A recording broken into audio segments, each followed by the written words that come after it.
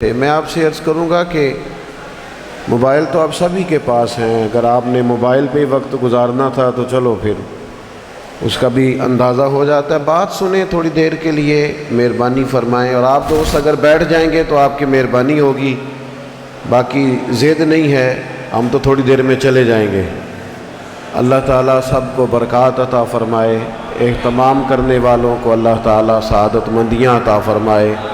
مجھے قبلہ مفتی صاحب نے حکم فرمایا تھا تو میں کچھ دور تھا اور پریشان تھا کہ حضرت کا ارشاد ہے تو مجھے بر وقت وہاں پہنچنا چاہیے۔ اللہ تعالیٰ نے ان کی دعا سے مدد فرمائی اور وقت پر یہاں حاضری ہوئی۔ آپ لوگ اگر بیٹھ جائیں گے تو جو آپ کے پیچھے ہیں وہ بیچارے اطمینان میں آ جائیں گے، اگر آپ بیٹھ جائیں گے تو پچھلوں کے لیے آسانی ہوگی۔ اللہ آپ کو برکات دے۔ نہیں میری بھی مانیں گے جی، آپ میری بھی مانیں گے، آپ نہ کہیں گے، انشاءاللہ کرم ہوگا، اللہ آسانی فرمائے گا۔ دو چار باتیں مختصر سے وقت میں آپ کی خدمت میں عرض کرنی ہے۔ اللہ تعالیٰ نے قرآن مجید میں فرمایا ہے کہ یا ایھا الذین آمنوا اتقوا اللہ وکونوا مع الصادقین، اے ایمان والو اللہ سے ڈرو اور سچوں کی سنگت اختیار کرو۔ اولیاء اللہ کا فیضان کیا ہوتا ہے؟ اللہ کے بندے کا سب سے پہلا فیضان یہ ہوتا ہے کہ انسان کا عقیدہ مضبوط رہتا ہے۔ اگر کسی مضبوط فکری توانائی والے آدمی کا کوئی شخص بیعت ہو، صحیح معنوں میں بیعت ہو، جس نے داتا صاحب کی کشف المحجوب پڑھی ہو، جسے پتہ ہو ان کے عقیدے کیا ہیں، جس نے پڑھی ہو حضرت بابا فرید الدین مسعود گنج شکر کی تحریریں، جنہوں نے وہ مکتوب پڑھے ہوں جو حضرت نظام ان کے نام لکھتے تھے اور پھر جو جواب جایا کرتے تھے، جنہوں نے وہ عقائد پڑھے ہوں۔ آج تو ہم نے ایسے لوگوں کو بھی دیکھا ہے بالکل عقیدے ٹھیک تھے، کسی پیر کے مرید ہوئے، پتہ چلا پیر کے مرید ہوئے، تباہی اتر گئی، صحابہ کے بارے میں کچی باتیں کرنی شروع کر دی، معاذ اللہ۔ حالانکہ ماشاءاللہ تو آپ صاحب بھی تشریف فرما ہے، آپ زیارت کی ہے، مضبوط عقیدے تھے، لیکن حال یہ ہوا کہ چاہیے تھا کہ پیر صاحب کے پاس جا کے مضبوط ہوتے، کچے ہو گئے۔ تو یاد رکھیے گا کہ سب سے پہلا فیضان کسی شخص کو تب نصیب ہوتا ہے جب وہ عقائد کا مضبوط ہو جاتا ہے، مضبوط فکری عقیدہ ہو اس کا مضبوط۔ یہ میرا اور آپ کا دور یہ تشکیک کا دور ہے، لوگوں کو پورا گمراہ نہ بھی کریں تو معاذ اللہ شرارت یہ کرتے ہیں کہ شک پیدا کر دیتے ہیں، اور یہ جو مشکوک آدمی ہوتا ہے، بے یقین آدمی، یہ سب سے کمزور ہوتا ہے۔ اقبال کہتے ہیں سن اے تہذیب حاضر کے گرفتار، غلامی سے بدتر ہے تیری بے یقینی۔ یہ جو تو کچے پکے یقین کا مالک ہے نا، کچے پکے یقین کا مالک، دیکھیے اللہ کے حبیب علیہ السلام نے گھوڑا خرید لیا ایک یہودی سے، وہ مکر گیا بعد میں بات لمبی کرنا نہیں چاہتا اور پھر بزرگوں کے سامنے حوالے پیش کروں تو ویسے بھی کچھ بات جچے گی نہیں۔ صحاح میں حدیث موجود ہے، محبوب نے گھوڑا خریدا ہے، اب وہ مکر گیا ہے۔ ہمارے ہاں آج بھی چلتا ہے، کچھ لوگ ایک پہیلی ڈال دیتے ہیں، کہتے ہیں اگر فلانا کام ہو جائے نا تو پھر مجھے قبول ہے، پہیلیاں ڈالتے ہیں۔ اس کے بھی کان میں کسی نے بات بتائی ہوگی کہ اسلام کے اندر یہ شرعی قاعدے ضابطے، تو وہ کہنے لگا ایک بندہ بھی اگر کہہ دے نا کہ میں نے گھوڑا بیچا ہے اور آپ نے خریدا ہے تو محبوب میں دے دوں گا، لیکن وہاں صحابہ میں سے تو موجود ہی کوئی نہیں تھا، پیچھے کھڑے تھے حضرت خزیمہ، بازو اونچا کر کے کہنے لگے حضور میں گواہی دیتا ہوں آپ نے گھوڑا خریدا ہے۔ اس کی بات پوری ہو گئی، محبوب کریم علیہ السلام کو اس نے گھوڑا دے دیا، پیسے لے لیے اس نے۔ محبوب کریم علیہ السلام فرمانے لگے خزیمہ تم تو تھے ہی نہیں، نوجوانوں میری طرف دیکھنا، تم تھے ہی نہیں، تم نے کیسے گواہی دے دی، دیکھا ہی نہیں؟ تو حضرت خزیمہ زبان حال سے کہنے لگے یا رسول اللہ آپ نے آسمان کی خبریں دی، میں نے دیکھا نہیں تھا، میں تو یقین لے آیا، میں نے تو دیکھا تھا عرش کو، کرسی کو، لوح کو، میں نے کو دیکھا تھا، ہم نے تو یہی عقیدہ بنایا ہے۔ کہ ساڈے نبی دی زبان ساڈے واسطے قرآن، اسی پر ہی زندگی گزار دی ہے۔ جو دن کو کہہ دیا دن ہے تو دن نکل آیا، جو شب کو کہہ دیا شب ہے تو رات ہو کے رہی۔ خدا نے ان کی زبان کو وہ اختیار دیا، جو نکلی منہ سے ان کے وہ بات ہو کے رہی۔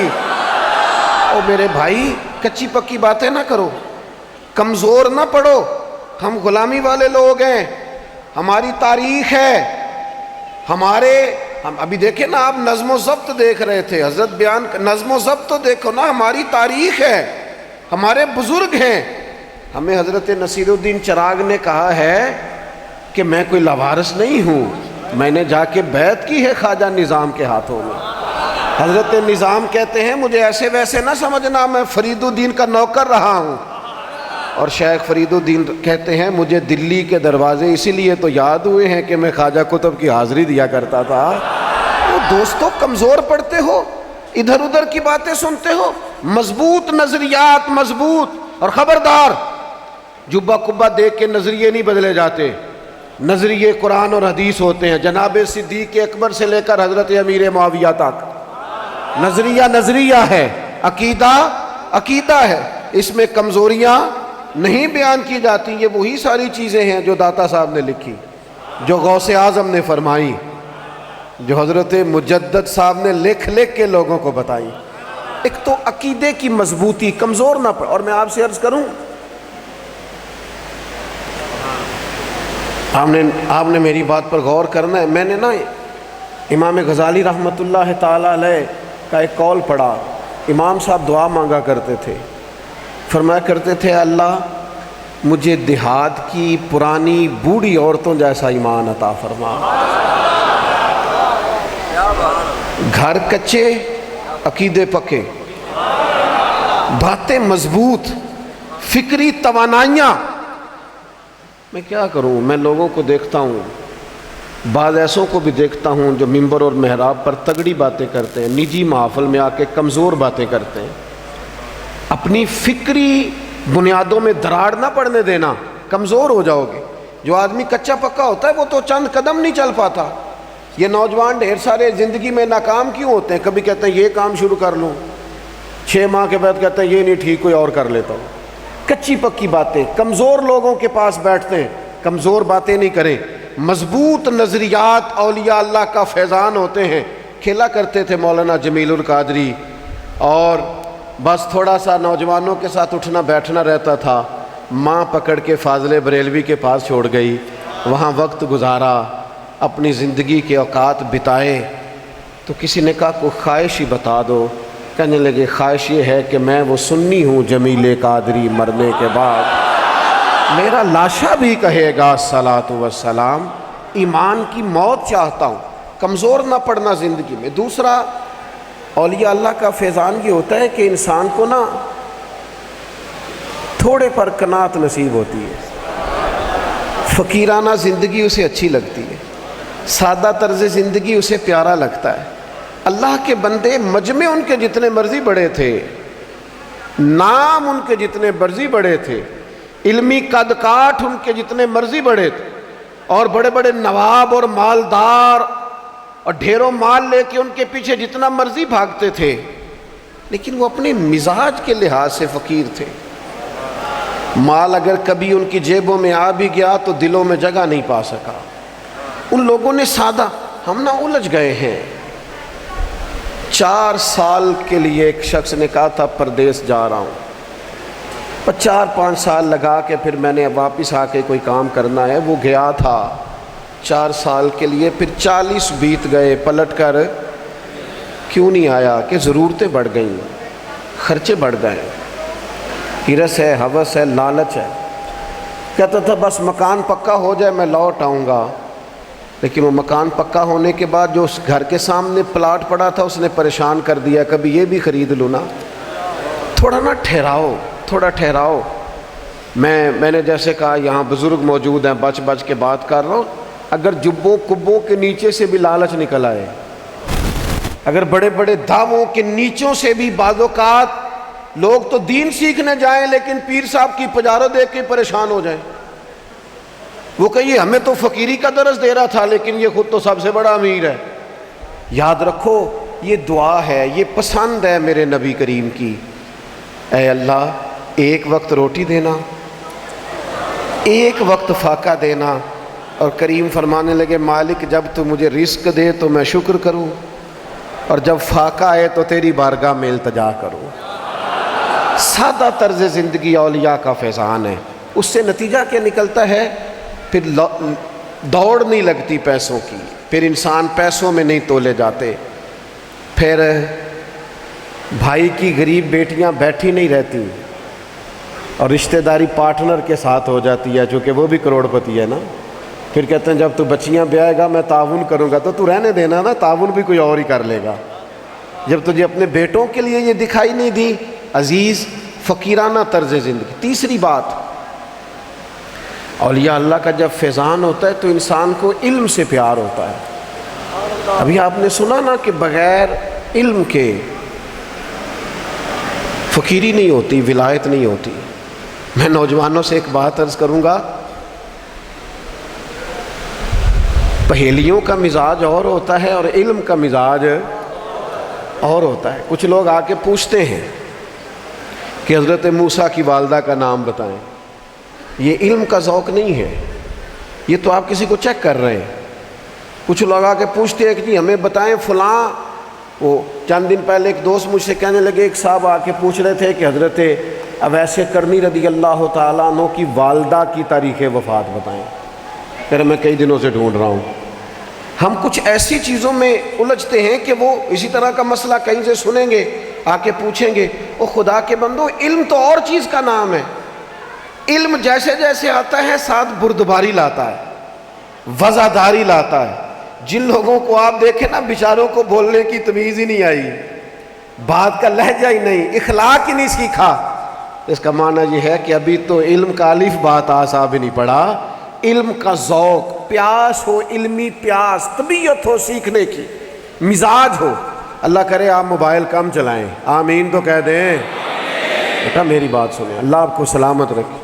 بس میں نے جلدی سمیٹ دینا ہے۔ مزاج علم کا، نبی کریم علیہ السلام نے دعا دی تھی حضرت عبداللہ ابن عباس کو علم کی، اللہ تجھے علم دے۔ یہ دعا کیسے ملی؟ لوگ کہتے ہیں ہم نے، وہ یہ فیض کیا ہوتا ہے جی، کتاب پڑھو، یہ دعا کیسے ملی؟ فرماتے ہیں میں نے حضور کے لیے وضو کا پانی رکھا، محبوب نے فرمایا یہ پانی کس نے رکھا ہے؟ کہا عبداللہ ابن عباس۔ عمر کتنی تھی؟ 10 یا 12 سال۔ اب ویکھو عشق لگا سی کھیڈاں کھیڈ دی نو، تے کھیڈاں بھل گئیاں، کجل پایا سی یار دے ویکھنے نو، پھر او دی یاد چ روندیاں ڈول گئیاں۔ حیدر شاہ اس گلی کدے نہ رول دی، پر ہن تے رول دی میں رول گئیاں۔ 10-12 سال کی عمر، پانی رکھا، محبوب خوش ہو گئے۔ خدمت پر دعا ملی اور دعا کے بعد علم آیا۔ جب دیکھا پانی رکھا ہے تو محبوب نے ہاتھ اٹھایا، اے اللہ اسے کتاب کا علم عطا فرما، فقاہت عطا فرما۔ اور پھر انہوں نے یہ نہیں کہا مجھے دعا مل گئی ہے، تو آج کل فیض بھی ہوتا ہے نا، سارے پیروں کے بچوں کو فیض ہے، اللہ خیر ہی کرے۔ او بھائی تھوڑا سا باہر بھی تو جانا چاہیے نا، کہ سارا اسی خاندان میں فیض رہے گا؟ چھوٹوں چھوٹوں کو بھی فیض ہے، پڑھیں بھی تو صحیح نا، سیکھیں بھی تو صحیح نا۔ اس کو فیض نہیں مانتے آپ کہ آپ کو علم آ جائے؟ دعا مل گئی نبی کریم کی۔ لیکن حضرت عبداللہ ابن عباس کیا کرتے تھے؟ ایک ایک صحابی کے دروازے جاتے تھے، اور اس طرح نہیں جاتے تھے کہ استاد جی میں آ گیا ہوں ذرا باہر نکلو میں نے پڑھنا ہے، یہ انداز نہیں ہوتا تھا، بلکہ جاتے حضرت ابی بن کعب رضی اللہ تعالیٰ عنہ کے گھر جاتے، دیگر صحابہ کے ہاں جاتے، دروازے پہ بیٹھ جاتے، فرماتے استاد صاحب مرضی سے باہر آئیں گے تو حضور کا دین پڑھوں گا۔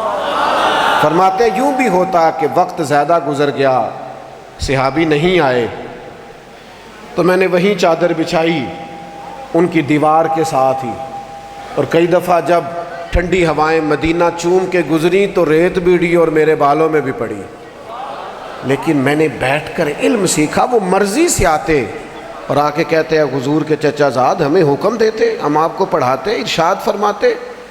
تو ارشاد یا اعلیٰ حضرت فاضل بریلوی نے لکھا ہے حضرت عبداللہ ابن عباس فرماتے ہیں ہمیں سکھایا گیا ہے کہ ہم نے علماء کا ادب کرنا ہے. یہ سکھایا گیا ہے، ہمیں بتایا گیا ہے کہ علماء کا یہاں تو پوری تحریک چلی ہوئی ہے، پوری تحریک، بیگانے نہیں، یہاں صوفی کہلانے والے، سجادہ نشین کہلانے والے سارا دن پراپوگنڈا کرتے ہیں مولویوں سے بچو. ان کو پتہ ہے اگر مولویوں کے ہتھے چڑھ گئے تو ہم گئے، ان کو تو پتہ چل جائے گا اچھا برا کیا ہے. تو عزیز بھائی، چوتھی بات، جب کسی کو اولیاء کا فیضان حاصل ہوتا ہے تو اس میں تقویٰ آتا ہے، پرہیزگاری آتی ہے. بس کر دیں جی، اللہ تعالیٰ آپ کو جزائے. ویسے جمہوری ملک ہے، سارے نہیں بولیں، کار بس ہی دینی چاہیے. اللہ تعالیٰ آپ کو میں بات ختم کرتا ہوں، اگلی بات سنیں آپ، بڑی جلدی سمیٹنے لگا ہوں. تقوی کا سادہ معنی ہے گناہ سے بچنا. نماز پڑھنے والا نمازی ہے، حج کرنے والا، جو گناہ سے بچنے کی پوری کوشش کرے وہ متقی. اور زیادہ مشکل کام یہی ہے. ڈاکٹر دو چیزیں لکھ کے دیتا ہے، کہتا ہے یہ دوائی ہے اور یہ پرہیز ہے. مشکل کیا ہوتا ہے؟ جلدی بتائیں. میں اپنی اماں جی کو لے کے ڈاکٹر صاحب کے پاس گیا تو ایک بوڑھی اماں پہلے سے بیٹھی تھی. ان کو دمہ بھی تھا، چسٹ انفیکشن بھی تھی اور ریشے کا بڑا ان کو مسئلہ تھا. تو ڈاکٹر صاحب کہنے لگے اماں جی جی تسی چول چھڑ دیں دیو تو پھر تہاڈی دوائی بھی گئی. تو یہ چول نہیں چھڑنے پھر میں دوائی لکھ دیاں. تو اماں نے دائیں بائیں دیکھا بچوں پوتوں کی طرف، پھر کہنے لگی پتر تو دعائی لکھ دے، اس لیے کہ چاول چھوڑ دا میرے لیے. پرہیز ہی تو مشکل ہے. اولیاء اللہ کا فیضان یہ ہوتا ہے کہ انسان پرہیزگار ہو جاتا ہے، وہ تھوڑا سا بچتا ہے. نبی کریم علیہ السلام نے فرمایا حلال واضح ہے اور حرام واضح. ان میں ایک ایسی چیز ہے جس میں شبہ ہے، تم نے شبہ والی چیز سے بھی بچنا. تقوی اختیار کریں. امام اعظم ابو حنیفہ رحمۃ اللہ علیہ کی بات ہو رہی تھی. امام صاحب کو جتنا غور سے دیکھو گے نا تقوی کا اعلیٰ معیار نظر آئے گا. ان کی باتیں، کردار و عمل تقوی پر مبنی. آج ہم پتہ کیا کرتے ہیں؟ نیکیاں تو کر لیتے ہیں لیکن تقوی کا سفر نہیں کرتے، گناہ سے بچنے کی صحیح نہیں کرتے. تھوڑی سی نا پرہیز کی جائے. ویسے بھی ہم نے اب گناہوں کے نام بدل لیے ہیں. اب ہم یہ نہیں کہتے میں نے جھوٹ بولا تھا، ہم کہتے میں نے بہانہ کر دیا تھا. حالانکہ یہ جھوٹ کا ہی بدلا ہوا ایک نام ہے. آج کل لوگ یہ نہیں کہتے غیبت کر رہے تھے، کہتے ہم نا گپ شپ کر رہے تھے. تو گپ شپ کیا تھی؟ لوگوں پر تبصرہ ہے، بلا وجہ لوگوں کی پگڑیاں کھولنا ہے، بغیر کسی سبب کے عیب جوئی. اللہ کے بندے جو ہوتے ہیں وہ تقوی بتاتے ہیں، پرہیزگاری. یعنی امام اعظم ابو حنیفہ رحمۃ اللہ علیہ کے پیر سے کیچڑ اڑا ہے اور ایک شخص کی دیوار پہ پڑ گیا ہے، کچی دیوار ہے. اب اگر صاف نہیں کیا جاتا تو کسی کی دیوار آلودہ کر دی، اور اگر صاف کر دیا جاتا ہے تو کچی دیوار سے کچھ مٹی اتر جانے کا بھی خدشہ ہے. اب دونوں باتوں میں پریشان ہے. دروازے پہ دستک دے دی، اتفاق سے شخص باہر نکلا، تھا بھی غیر مسلم اور تھا بھی آپ کا مقروض. تو وہ دیکھ کے ڈرا کہ شاید حضرت قرض لینے آ گئے. فرمایا ڈرنا، قرض تو شاید اب میں ویسے ہی تجھے چھوڑ دوں. تو حضور ہوا کیا ہے؟ فرمایا وہ میرے پیروں سے مٹی اڑ کے تیرے دیوار پہ جا لگی ہے، تیری دیوار آلودہ ہو گئی ہے. اب میں بھاگ نہیں گیا. یہاں تو میرے بھائی لوگ پوری دیوار غریب کی توڑ کے کہتے ہیں کہ کیا ہو گیا ہے، اب گزارنا نہیں تھا ٹرالی کو ہمیں یہاں سے، اب میں تکلیف میں ہوں کہ تیری دیوار آلودہ کر دی، اور اگر اتارتا ہوں تو مٹی بھی اترے گی. یوں غور سے وہ شخص چہرہ دیکھ رہا ہے امام صاحب کا. اور بھی بڑے لوگوں نے یہ بات لکھی ہے، لیکن ایک شخص نے اس رنگ میں بھی لکھی ہے. وہ کہتے ہیں کہ غور سے امام صاحب کو دیکھتا جا رہا ہے، اور پھر تھوڑا سا قریب گیا امام صاحب کے، جا کے کہنے لگا حضور پہلے میں نے دین اسلام سنا تھا، آج میں نے دین دیکھا ہے، آج میں نے معیار دیکھا ہے. اور پھر یوں کہتے کہتے سمٹ سا گیا. چند لمحے گزرے تو تڑپا، اور پھر شیخ کے قدموں میں بیٹھ کے کہنے لگا دیوار کی مٹی رہنے دو، مجھے کلمہ پڑھا کے یہ کفر کی مٹی تو ذرا دور کر دو. سارے یہ ہمارا تقوی ہے جو لوگوں کو دین کے قریب لاتا ہے، یہ ہماری پرہیزگاری ہے۔ آج میں ملک سے باہر تھا تو ایک نوجوان مجھے کہنے لگا حضرت عجیب مسئلہ ہے نا، غیر ہمیں اپنی مثال دیتے ہیں، ہم جواب میں حضرت عمر کی مثال دیتے ہیں۔ ہمیں بھی تو اپنی دینی چاہیے نا، ہمیں بھی کسی بزرگ کا حوالہ موجودہ لوگوں میں سے پیش کرنا چاہیے۔ ہم کہتے ہیں وہ تو اقبال کہتے ہیں تھے تو وہ آبا تمہارے ہی مگر تم کیا ہو۔ باپ دادا کی بات نہ کر، کچھ اپنی بھی تو کرنا، کچھ اپنا بھی تو ذکر کرنا۔ او میاں دیار عشق میں اپنا مقام پیدا کر، اپنا بھی کوئی مقام پیدا کر، کچھ خود بھی تو کرنا۔ موبائل لے کے بیٹھا سارا دن صوفے پہ، نئی سے نئی فوٹو لگا رہا ہے، چوکوں میں وقت ضائع کر رہا ہے۔ کہاں گیا وہ تیرا معیار کہ تو مسلمان ہے؟ دیار عشق میں اپنا مقام پیدا کر، نیا زمانہ نئے صبح و شام پیدا کر۔ اور میرا طریق امیری نہیں فقیری ہے، خودی نہ بیچ غریبی میں نام پیدا کر، تقوی نصیب ہوگا۔ پانچویں اور آخری بات سنو، جب رب کے بندوں کے پاس بیٹھو گے نا تو دل میں درد پیدا ہوگا۔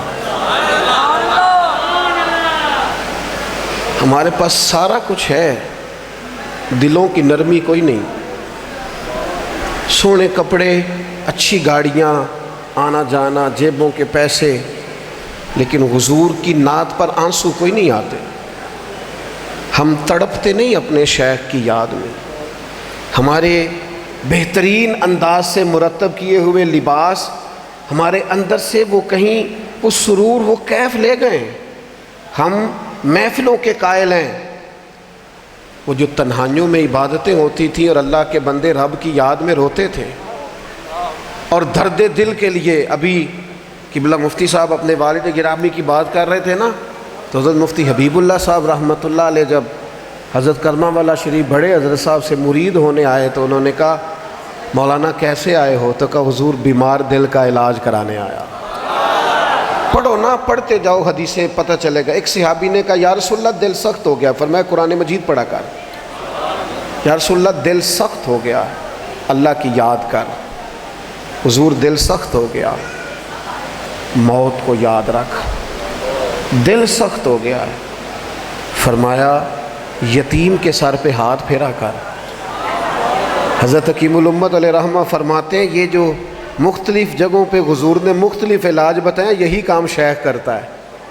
ہر شخص کا الگ الگ علاج ہوتا ہے۔ دل کی نرمی، حضور کی محبت، یہ اللہ والوں سے ملتی ہے۔ اقبال کہتے ہیں تمنا درد دل کی ہو تو کر خدمت فقیروں کی، نہیں ملتا یہ گوہر بادشاہوں کے خزینوں میں۔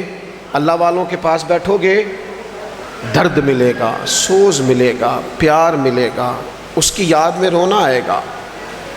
کبھی تنہائی میں بھی مصروف ہوں، بڑا مصروف، لیکن ٹائم نکال کے اپنے اساتذہ کے گھروں میں حاضری دینے جاتا ہوں۔ میں وقت نکال کر یہاں بابا صاحب رحمۃ اللہ علیہ آیا کرتا ہوں۔ اکثر دوست کہتے ہیں یہ وقت کیسے نکالتے ہیں؟ میں نے کہا یہ ہمارا روحانی مسئلہ ہے۔ میں کئی دفعہ اہلیان لاہور سے کہتا ہوں تم تھوڑا جاتے ہو داتا صاحب، ان لوگوں سے پوچھو جو وقت نکالتے ہیں، افریقہ امریکہ سے چلتے ہیں اور اس نیت سے آتے ہیں کہ ہمیں داتا صاحب حاضری دینی ہے۔ اپنے دل پر توجہ کریں۔